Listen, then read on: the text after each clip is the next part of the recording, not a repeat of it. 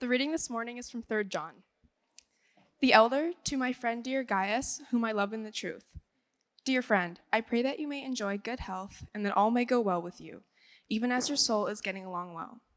It gave me great joy when some believers came and testified about your faithfulness to the truth, telling how you continue to walk in it. I have no greater joy than to hear that my children are walking in the truth. Dear friend, you are faithful in what you are doing for the brothers and sisters. Even though they are strangers to you, they have told the church about your love. Please send them on their way in a manner that honors God. It was for the sake of the name that they went out, receiving no help from the pagans. We thought, therefore, to show hospitality to such people that we may work together for the truth. I wrote to the church, but Diotrephes, who loves to be first, will not welcome us. So when I come, I will call attention to what he is doing, spreading malicious nonsense about us, not satisfied. With that, he even refuses to welcome other believers. He also stops those who want to do so and puts them out of the church. Dear friend, do not imitate what is evil, but what is good. Anyone who does what is good is from God. Anyone who does what is evil has not seen God. Demetrius is well spoken by everyone, and even by the truth itself. We also speak well of him, and you know that our testimony is true. I have much to write to you, but I do not want to do so with pen and ink. I hope to see you soon, and we will talk face to face. Peace to you. The friends here send their greetings. Greet the friends there by name. Wonderful. Thanks, Megan. Yeah. Let's give Megan a hand. Diotrephes is a not so common name. Well done. Well done.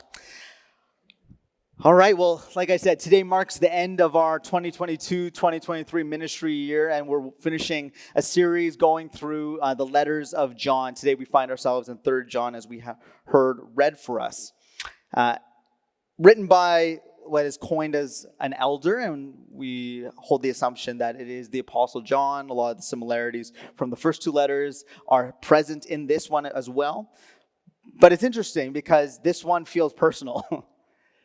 This letter doesn't maybe feel in the same breath as if you were reading Romans per se, or you were reading the book of Genesis. This feels like an extremely personal letter to a friend. In fact, it holds the title of our series, Dear Friend, specifically in regards to Gaius. And Gaius means rejoicing. Rejoicing is what John is doing at the beginning of the letter, but the tone kind of changes as it goes. Gaius is a friend that he wants to communicate with care, but he also wants to provide a warning. And so he provides this warning, and it makes me feel like he's almost trying to ease him into this feeling of, I've got some bad news. Your leader, Diotrephes, he's not doing what needs to be done. In fact, he's not simply doing something that's kind of bad and he should course correct. He's doing something that he articulates as evil. He's doing something that is harmful to the mission of the gospel that John is working towards, not on his own, but with the group that he is sending out to be missionaries across the area. This is not an isolated incident for John. He's seen happen over and over again that those he are sending to this church are being rejected. And it's hurting not only them as individuals, not only them as a church, but it's hurting the gospel, the good news of Jesus Christ from reaching the people of that area. So this is not just a bad thing or a kind of odd thing that needs to get course corrected. This is evil. And I think it can be hard for us to take this idea of a grudge leading to action in such a almost passive sense to be evil. We don't combine the idea of evil to such things often. How do you deal with bad news? When someone sends you bad news, are you calm and composed, or you feel like, okay, I've got this covered? Do you feel a little bit like your back is up? Do you feel uncertain, apprehensive? Bad news does a lot of things to a lot of people. Colin Powell is quoted as saying, "Bad news isn't wine. It doesn't improve with age." while psychologist Daniel Kahneman notes that the brains of humans contain a mechanism that is designed to give a priority to bad news. Bad news comes in life. The question is not will bad news come, it's when will bad news come? And then ultimately, how do I give it and how do I receive it? Because this letter, it actually starts off pretty happy. It gives like a classic feel of an opening to an email. Hope you're doing well. And then it jumps into talking about the things that he believes Gaius is communicating and doing in accordance to the way of Jesus. He's really proud of Gaius, in fact. He's really holding this joy, he's rejoicing with him over what Gaius is doing. But at the core of it, John names this specific church leader and says that he's spreading malicious nonsense about John and those that he sends to him. And like I said, this is not just a side issue. This is an imminent issue that they needed to deal with. Can you imagine this? How many in the room would maybe say they're more conflict avoidant? If Gaius is conflict avoidant in this moment, I imagine that this is actually a little bit of an uncomfortable letter. All of the difficulty that he's named about Diotrephes perhaps overshadows the nice things that has been said about Gaius. It's a little bit of like a bad news burger with 2 good news buns on either side of it. John knows what he's doing.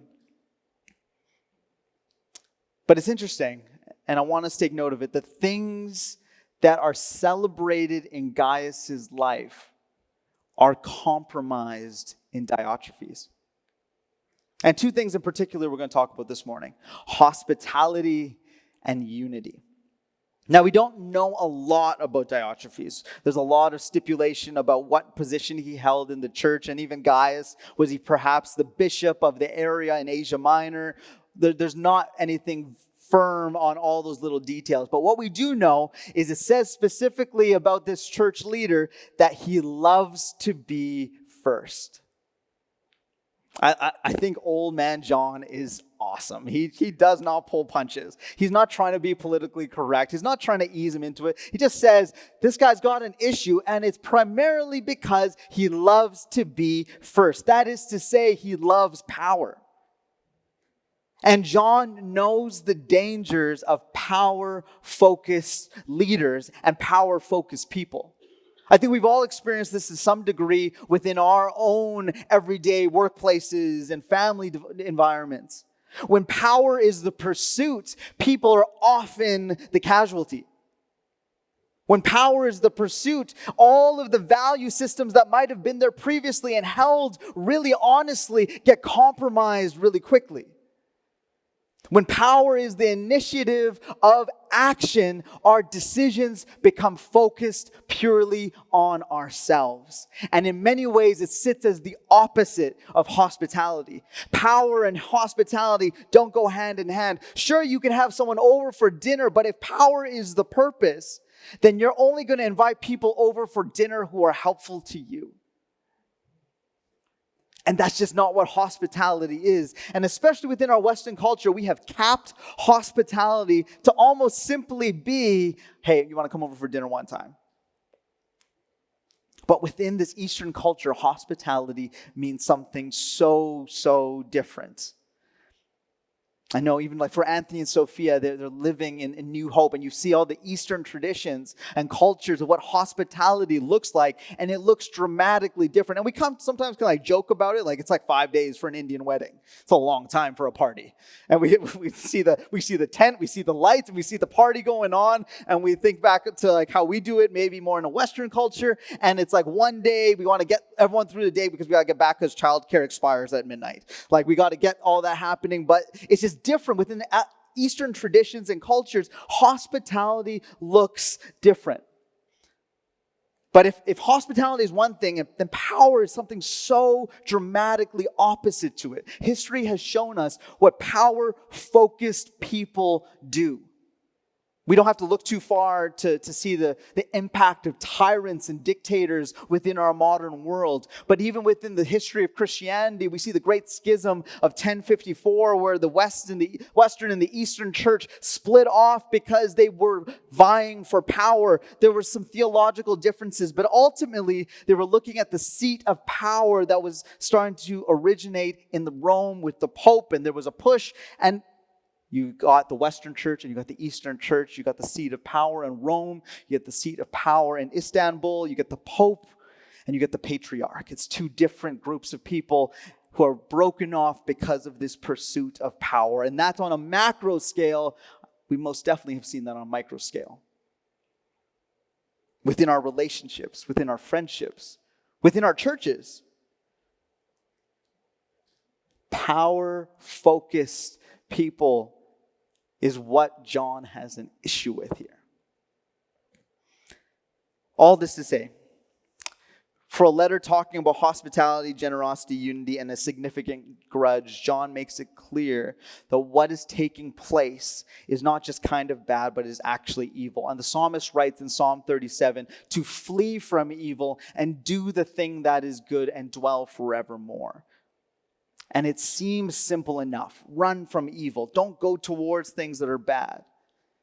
But I just think we seem to have trouble seeing this evil for what it is in our lives. So we're going to look at these evils of disunity and a lack of hospitality. There's some things that are kind of presented as optional in life. Volunteering is an optional thing. Getting a new t-shirt is an optional thing. Having that third helping at your all-you-can-eat buffet, that's an optional thing. Having that fourth online subscription box that doesn't really provide anything of value in your life, that's an optional thing. Going to the gym, optional thing. Learning a new language, optional thing. There's different things that maybe have priority in our lives about what we're going to do, but we have optional things. John is saying here, hospitality isn't optional.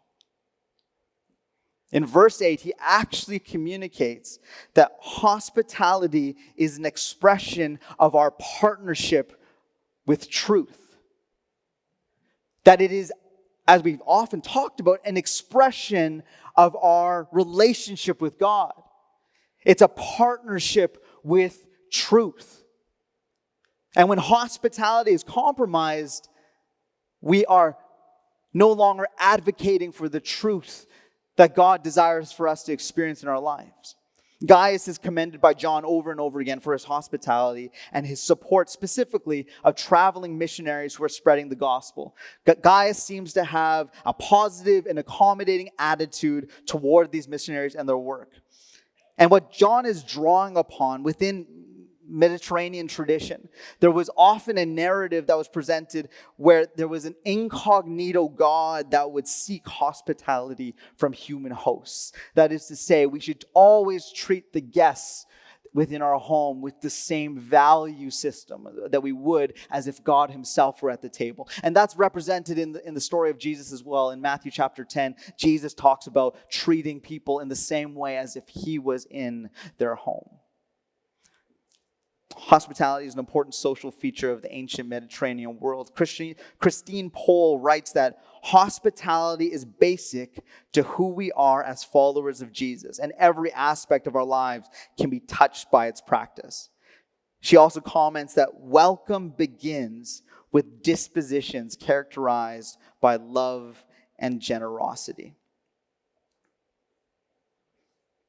Jesus multiple times in his ministry exemplifies the beauty and necessity of hospitality, whether it's at the Last Supper where he's caring for his disciples, providing a meal and washing their feet. Hospitality is shown in self-sacrifice, or the invitation of children to be in his midst, that it was not about getting somebody around him who could give something to him. It was putting him in spaces so that he can be one who gives to others. That it wasn't dependent on someone actually providing something of value to him. That is hospitality represented through Jesus. And like I said, hospitality that is service of self rejects those who we deem to be unhelpful. And this is where I think it gets a little uncomfortable. I know I'm guilty of inviting people into spaces that are maybe more hospitable in moments that I'm like, oh, I would love to like actually get something out of this conversation or from this person or from this interaction. There's always like this motive behind it that we are somehow wired to think is okay. And then we equate hospitality to this mission of discovering information. Hospitality that only invites people who are helpful to you isn't hospitality. It is actually just selfish. And this is what happens in these situations. When that is our primary purpose. I'm not saying you can't ask good questions. Let's be curious people. But if the pursuit is just power, we become people like Diotrephes, where offense comes easy. Where we're going to be quick to maybe actually feel like our power is being challenged or compromised. Our position is at risk. And when power is the pursuit and our position is at risk, the rejection of those who are unhelpful to us is often the first act.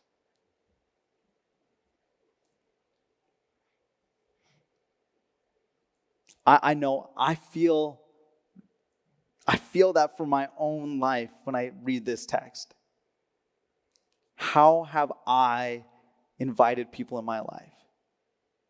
Where have I asked questions or tried to engage in conversation? Have I done so with true kindness that is motivated by love and compassion? And where I have not, oh God, I confess and I repent. Would you renew my heart in a new way? Gaius might have hospitality down pat. Diotrephes is thinking about power. But all of this is leading to this place that the sharing of the gospel isn't a side mission. In fact, it's the primary pursuit that John presents. Sharing the gospel is of the highest importance, and to treat it any differently is evil. It's to miss it completely. Hospitality is not meant to simply share a meal. Hospitality has mission in mind, that I might empower a greater purpose beyond myself. Because what hospitality leads us towards is this idea of unity. And unity is righteousness at work. Clearly, there's division in the community that John is talking about. We saw it in the first letter. We saw it in the second letter, that there is division taking place in these home churches that John is caring for from a distance. He's seen it take place, whether it is counter-teaching, people rising up and starting different factions. There is differences that are causing real conflict within the community. Unity is not taking place amongst them. And John, at the very end of the letter, he says, greet them by name. That is to say that he actually knew them. This isn't a wide letter just to say nice things. This is to a group of people that he actually knew. He wanted the individuals that he had spent time with to know that he was thinking of them. And so he desired unity amongst them and with himself. But what is unity? Unity is an idea that I think has been commandeered by our culture to be more about conformity, to be more about uniformity, to be more about just everyone has to agree about the same thing at all times in order for unity to be present. I don't think we have to look very far to see how disunity has infiltrated every piece of our lives, our workplaces, our homes. COVID was the catalyst in many ways of what was lying underneath the surface of this disunity that rocked families and cultures and workplaces and cities. This was already underneath the surface. It just brought it out. But the Bible has something to say about unity. Psalm 133 talks about unity, and it says how good and pleasant it is when God's people live together in unity. It is like precious oil poured on the head, running down on the beard, running down on Aaron's beard, down on the collar of his robe. There's a lot of images that can be associated with unity. holding of hands, the interlocking puzzle pieces. Even if you think about the Olympic rings, there's 5 rings, the 5 continents interlocked, representing international unity and cooperation. This is maybe the images that come to mind. Oil isn't the first one that comes to mind for me. But our desire and pursuit of unity are 2 very different things. I think we've become really good at saying, I want us to be unified in this idea, in this place, in this conversation. But we have struggled to actually live that out. We don't trust people's words anymore, and so therefore real relationship is difficult to establish. What Psalm 133 does is it presents the idea of unity, not just in word, but in action. Psalm 133 is part of a grouping of 13, 14 Psalms that are called the Songs of Ascent. And these Songs of Ascent were sung by the Jewish people as they were on their pilgrimage to Jerusalem, where they would be about to engage in a festival or a feast. And as they were ascending that hill together towards Jerusalem, they would be declaring unity. They'd be singing this song. It's interesting. We would read this psalm, maybe in our own personal devotion time, maybe on our own, when in reality, this Song of Ascent, Psalm 133, is a declaration meant to be made with people around you in the process of ascending something that is difficult. This is a song of unity that is not just power in the words, but power in the action. And there is something for us to learn in that. What are the spaces and the things that we are doing to have the words of unity that we might be speaking be joined with the actions we are taking? Are we actually inviting people to be on the journey of life with us? To ascend to the different spaces that we're working towards, to battle through the situations that we're in, and declaring unity together, not just in word, but in action. This is the song itself is a model of unity. But then they begin to speak of oil, and oil is this metaphor that would have had a lot of meaning to the Israelite people. They would have heard that the oil was dripping down his beard, the beard of Aaron, and over his robe. And then we know that Aaron was the high priest, the one who would enter into the Holy of Holies. He would go before God, and he would be able to communicate between God and between the people. That is to say, this oil that was dripping from Aaron would fall upon the people around him. And there is a connection between unity, how good and how pleasant it is to dwell together in unity. It is like oil. Unity and oil go together. And what was oil used for? Oil was used to consecrate, and to set apart individuals for service to God. Therefore, unity is portrayed as something precious and holy. The symbolism of oil is rich and it's layered. Oil, it consecrates the people for sacred roles. Unity makes his people set apart. Oil is smooth and fluid in nature. Unity makes relationships harmonious and seamless. Oil is used for medicinal and nourishing purposes. Unity feeds our souls. This is what the psalmist is writing. And John was seeing the cost of Diotrephes' actions upon the life of his church. That this would not be a people set apart. That this would not be a people with harmonious relationships. That this would not be a people with their souls being fed because unity was being compromised by their leader. And he's saying to guys, you have to push back. Unity is worth it. Because it is like oil from heaven that is the gift of God for the nourishment of our souls, for the nourishment of his people.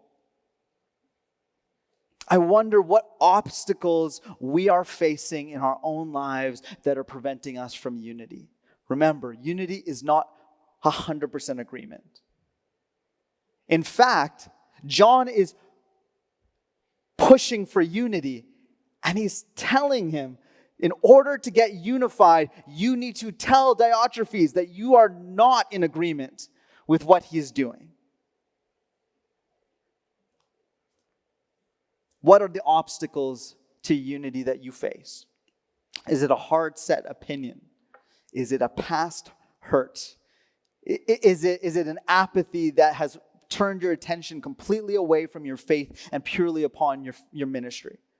Is it an idolization of a pursuit or a person or a thing that has distracted you from the things of God? What are the barriers to unity that have been placed around us by us? And here's the thing, there's a paradoxical nature to how we deal with these moments. It's never so simple as a black and white answer. I love how nuanced the scriptures are and the reality of what it is to be human. Because he's a God of justice. And he bestows blessing through unity. Both are required of us. And then he makes the invitation through Jesus. Love your neighbor and love God. But here's the challenges that I can find myself in. That we compromise the command to love our neighbor by making justice our prerogative by any means necessary. Or we compromise the command to love God by making the feelings of people more important than the truth of the gospel. We need help. From conversation to conversation, from situation to situation, we need more than just a hard stance that we take out of our own prerogative. The other metaphor and symbol that's used when it comes to the oil is the Spirit of God. So the Spirit of God is that which is associated with unity. Because it is the Spirit of God that provides the wisdom and the discernment of how to pursue relationship in a way that draws people together while also pursuing the ways of God. At some point, and I don't know this for a fact, I'm making this assumption based upon how humans are, Diotrephes had pure intention at one point in his journey. And then he began to put different things in front of himself that were priorities. And they became obstacles to unity. And then we see bitterness has taken root and offense now rules his mind.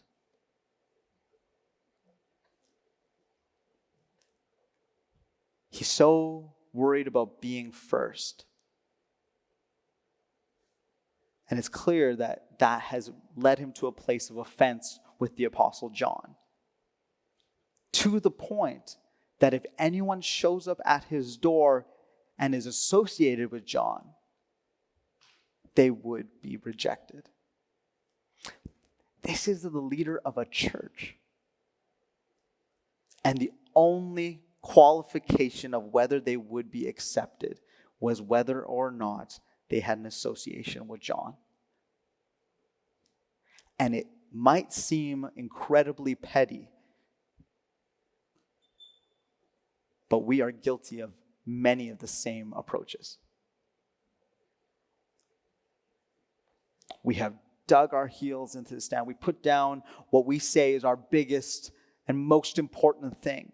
And if anyone disagrees, they're no longer welcome in my circle, in my home.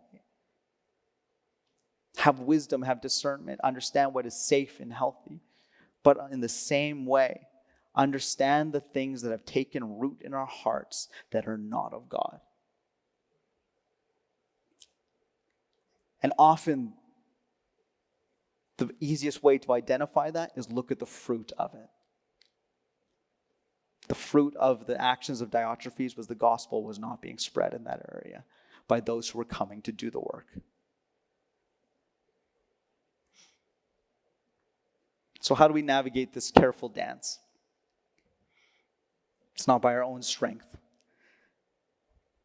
but it's by the Spirit. Like precious oil poured on the head running down. In verse 3, it says, like morning dew found upon awakening, falling on. Do you see the language of the Spirit being presented in the writing of the psalmist? Unity isn't the activity of good works or good intentions or good thoughts. It is the power of the Spirit actively working upon the lives of people. That is to say, if you are experiencing disunity in your life, then we need to ask ourselves, have we actually submitted our lives to the working of the Spirit? Or have I simply decided that my prerogative, my ideas, my convictions are the highest priority and not the leading and guiding and the posturing of my heart towards the Spirit? Because when the Spirit flows, it flows upon and through the beard. And we no longer live in that old covenant where only one can go and approach the Holy of Holies. But Jesus, the high priest, came and he has the Spirit coming upon him, flowing through him and out past him upon the people that call him Lord. And the Spirit comes upon all people. And what is that Spirit? It's the Spirit to do the good works of the kingdom beyond our understanding, but it's also just to simply experience the unity that the world cannot provide.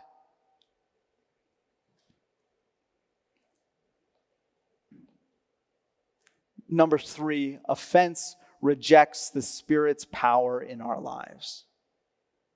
It's what we see in the life of Diotrephes. It gets our eyes on ourselves.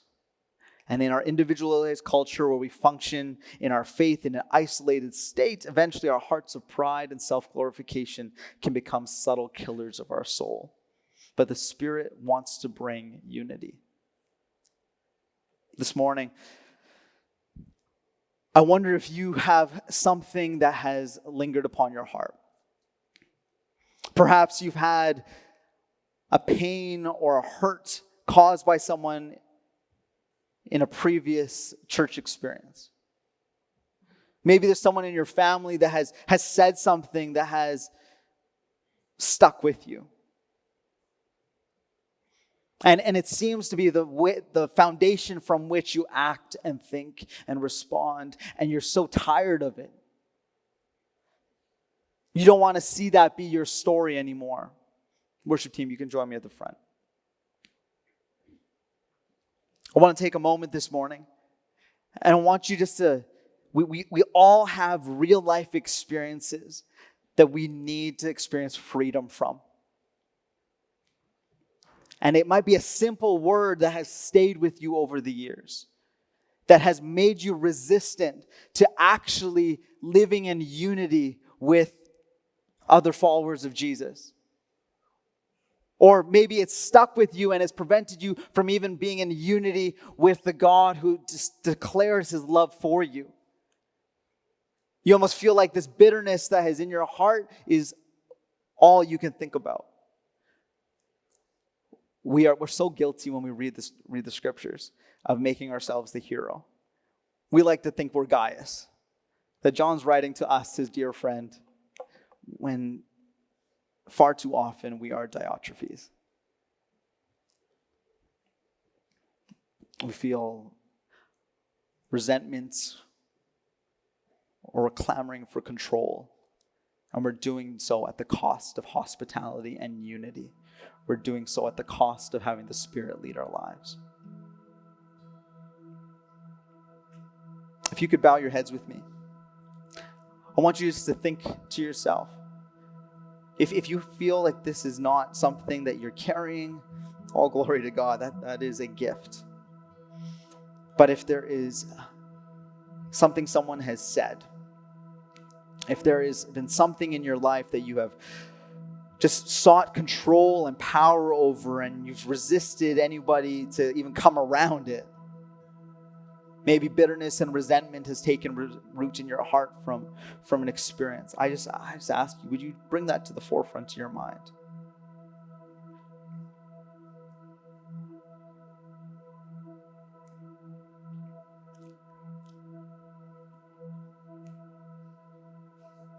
And we're asking this morning for the Spirit to do what we could not. For the Spirit to reveal and to begin to heal that wound and lead us towards an expression of life that is full of his kindness and hospitality, full of his joy and unity.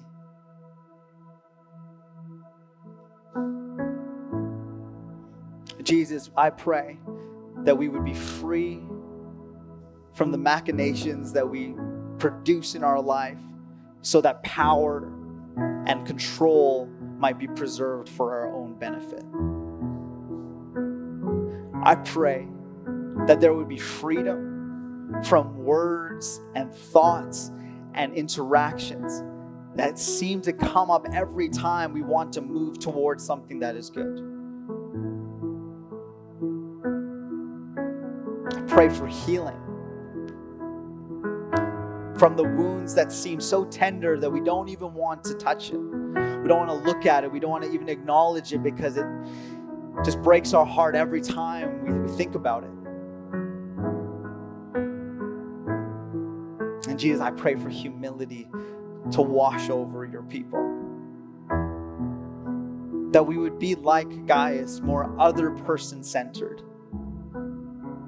in how we treat the people in our lives, whether we know them or we don't, whether we feel like they can help us or not, that we see all people as people made in your image. And we see you in your hospitality, your generosity, overflowing our lives, and we can't just keep that to ourselves. So Spirit of God, pouring down the beard of Jesus and down his robe and onto his people. Spirit, we need you.